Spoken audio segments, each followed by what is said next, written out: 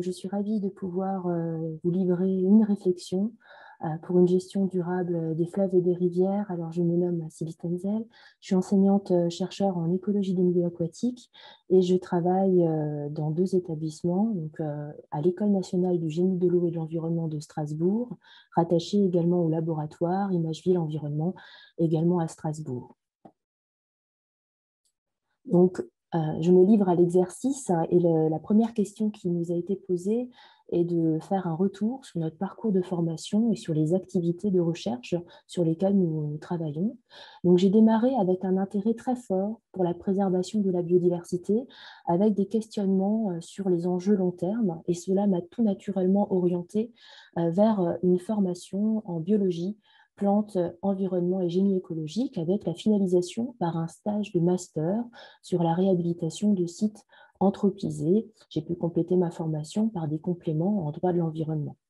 Il s'en est suivi une thèse en écologie de la restauration des grands milieux, précisément sur la dynamique des communautés biologiques, macro-invertébrés, poissons, végétation aquatique et riveraine, dans un contexte de restauration en grands fleuves, donc notamment sur le Vieux-Rhin,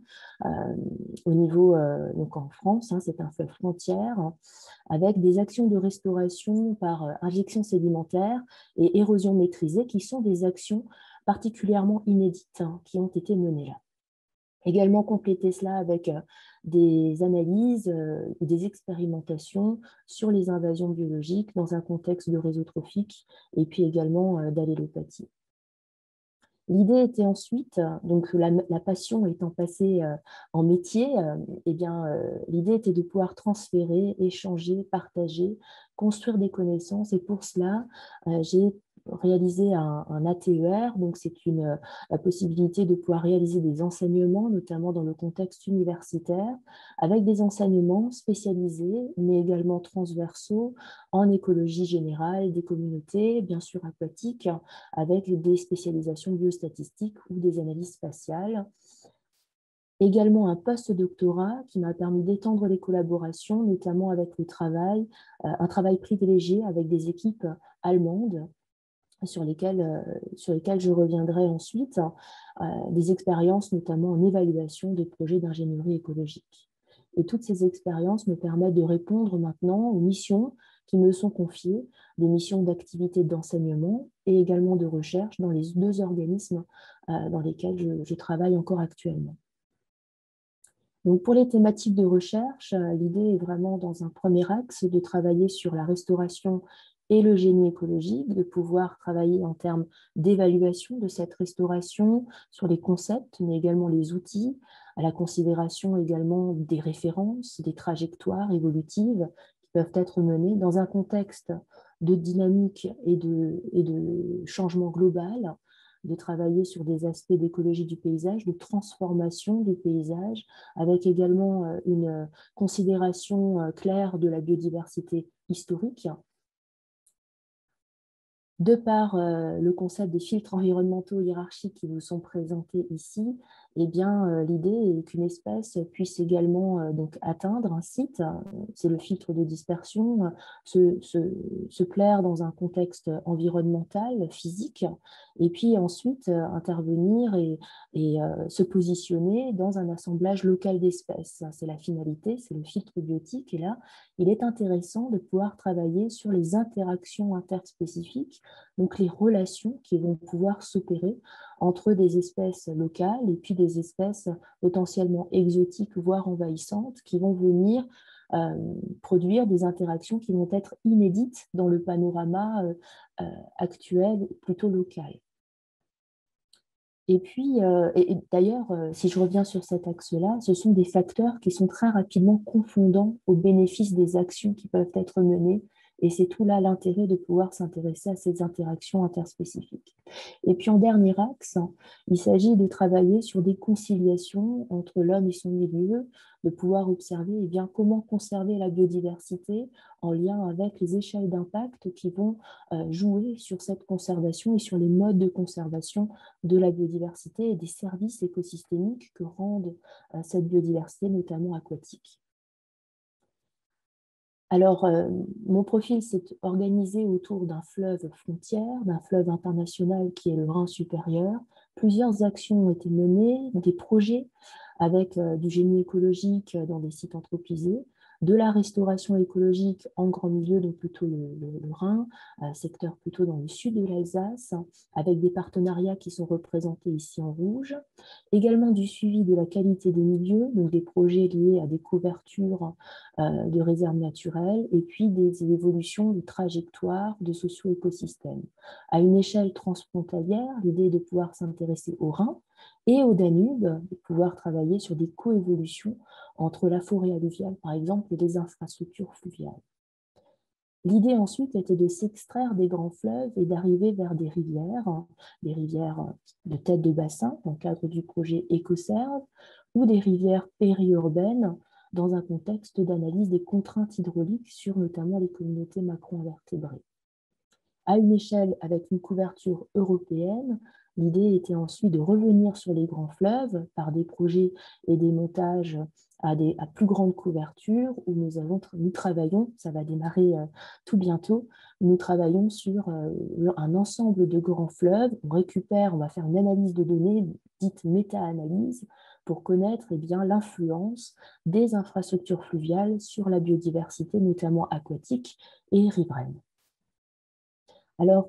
la prochaine étape était d'analyser les activités et de peut-être mettre cela en perspective avec de potentiels leviers d'action. Donc, la première analyse que je peux faire, c'est que j'ai été très vite intégrée dans des structures multidisciplinaires. Dans un premier temps, il s'agissait du laboratoire avec 3 grands thèmes clés: l'image comme un outil d'analyse et de communication, la ville comme une considération même du socio-écosystème, le fait de devoir concilier,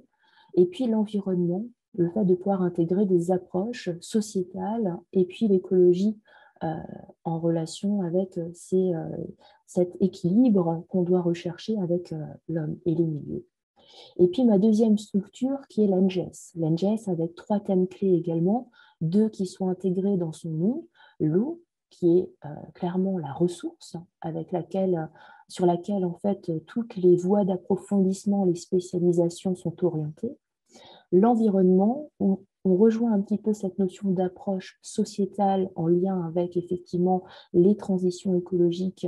vers lesquelles on s'oriente, et puis l'opérationnalité, c'est-à-dire qu'il y a vraiment cette thématique recherche qui est abordée au laboratoire, également à l'école, mais en plus avec cette mission opérationnelle de recherche appliquée, de pouvoir créer de l'action. Et c'est pour cela qu'on on s'attache ici à travailler dans une recherche-action et à se questionner par rapport aux notions de durabilité de ces actions. Également, un autre élément, c'est la force de l'innovation. Le fait d'avoir pu apprendre et me former en autonomie sur des outils qui sont issus de la géographie ou issus des mathématiques m'ont permis également de répondre à plusieurs questions liées aux bénéfices post-restauration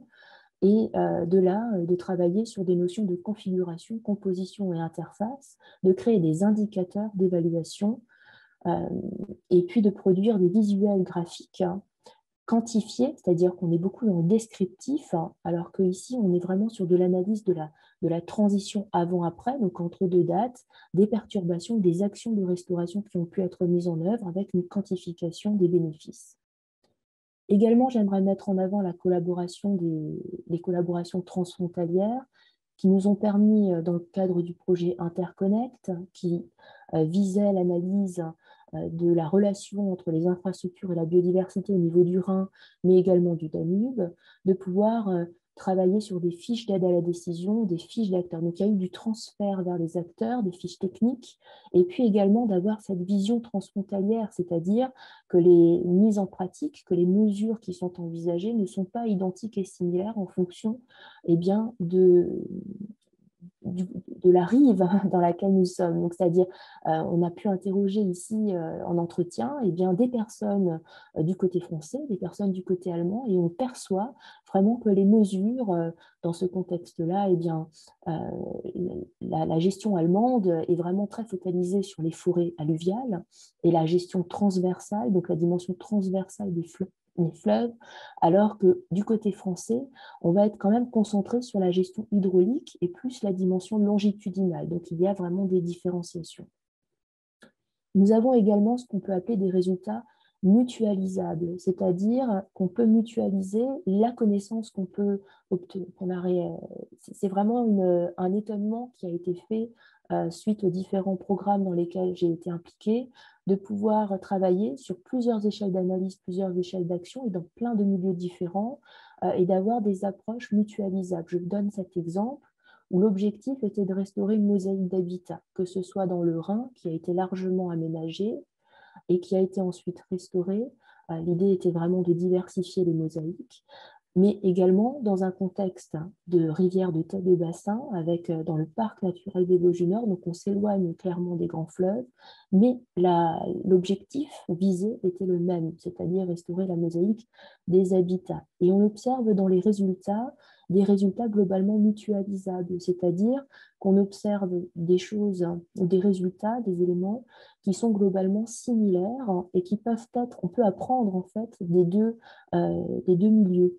Il y a eu un gain en hétérogénéité des habitats qui n'a pas été en termes de composition et de nature identique. Dans le Rhin, on a gagné en sable, donc en zone de sédimentation, milieu lentique, avec les espèces inféodées à ces milieux, alors que dans les rivières de tête de bassin qui sont, elles, de caractéristiques sableuses, on gagne en milieu, en substrat et en habitat plutôt minéraux, qui permet également de gagner en richesse et en biodiversité sur ces espèces qui sont inféodées à ce type d'habitat. Donc se questionne ici le fait de pouvoir mettre en lumière l'absence d'espèces et puis de pouvoir questionner la durabilité des actions et puis en termes de levier d'action, ainsi de soulever la notion du processus de similitude entre les échelles d'analyse et d'action. D'autres leviers, pour ma part, de clarifier la notion de durabilité, de considérer également l'ancrage territorial fort, de promouvoir une recherche partenariale, comme c'est le cas dans plusieurs programmes comme le Plan Rhin Vivant ou le projet Renaissance qui sont actuellement en place au sein du Rhin, de favoriser le transfert entre les acteurs, qui a déjà été mentionné dans les autres présentations, et puis de prendre connaissance également des modes et de gestion transfrontaliers ou internationaux. Je finirai donc par les enjeux de demain et les évolutions des métiers de l'eau que je peux percevoir dans le cadre de mon activité. Donc, on est vraiment sur l'évolution des enjeux. On voit que dans un dernier article qui est paru en 2021 dans Environmental Science Europe, vous avez vraiment une évolution des enjeux en fonction des services écosystémiques qui sont rendus par la nature. On s'intéressait beaucoup aux services de régulation, c'est encore le cas. Puis les services d'approvisionnement, les services culturels sont ensuite apparus. Et puis les services support à l'habitat, les notions de restauration des milieux, de renaturation arrivent que très récemment, très dernièrement. On voit vraiment une évolution en fonction également du cadre réglementaire qui a lui-même évolué. En termes d'enjeux principaux liés, et sur lesquels on travaille également, eh bien, ce sont les infrastructures. On perçoit encore dernièrement dans un article de Barbara Belletti et ses collaborateurs dans Nature, où on perçoit qu'on a quand même encore des barrières, 1,2 million dans 36 pays européens, qui sont globalement avec des hauteurs de chute ou des éléments de rupture au niveau hydraulique qu'il faut prendre en compte et qui participent aussi à une perte des habitats qui est quand même l'élément numéro un notamment dans les pressions et impacts qui sont relayés notamment par l'IPBES. On a également les enjeux qui sont liés au dérèglement climatique. Il est vrai que notamment à l'École nationale du génie de l'eau et de l'environnement de Strasbourg, les futurs ingénieurs sont plus particulièrement formés à cette prévention des risques dans un contexte de changement global où on peut se poser la question sur eh bien, les contraintes à la modélisation dans le futur. Également la gestion des espèces exotiques envahissantes. Nous avions démontré dans un article que les espèces invasives entrent en compétition, certes, mais qu'elles peuvent avoir également enclencher des processus de facilitation, c'est-à-dire qu'elles vont permettre de favoriser certaines autres espèces, notamment des espèces autres exotiques envahissantes, et ainsi constituer une nouvelle communauté qui est globalement soit monospécifique, soit uniquement constituée d'espèces potentiellement exotiques enfin invasives, hein. Et puis, il y a d'autres, bien sûr, il n'y a pas que dans le Rhin, hein, il y a le Rhône qui est concerné. J'ai mis l'article suivant a été publié très récemment. Et puis,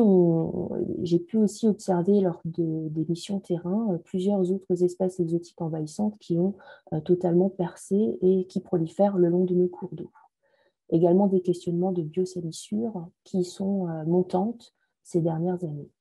Les déchets et pollution, avec des visions plastiques, mais également des réglementations qui changent en termes de rejet industriel. Et puis je finirai sur l'optimisation et les suivis de travaux de restauration écologique, de pouvoir se focaliser aussi en termes de bioindication, comment faire évoluer ce contexte des CE avec ces zones ripariennes, riveraines, qui seraient peut-être à prendre en compte. Il y a notamment un travail qui est actuellement réalisé par Voies navigables de France et qui consiste à pouvoir évaluer bien, la qualité des berges de cours d'eau et sa capacité à pouvoir rendre les services écosystémiques ou les rôles et les fonctions qui lui sont, qui lui sont attribués. Donc, l'idée, pour finaliser, la formation des jeunes générations, de s'intégrer dans une vision intégrative et puis d'être dans des approches socio-écologiques des fleuves, comme le nomme Vincent et ses collaborateurs, sur la notion de river culture, de pouvoir vivre également selon le rythme des eaux. Et je finirai sur cette citation, puisque l'interdisciplinarité est également un élément important, avec cette magnifique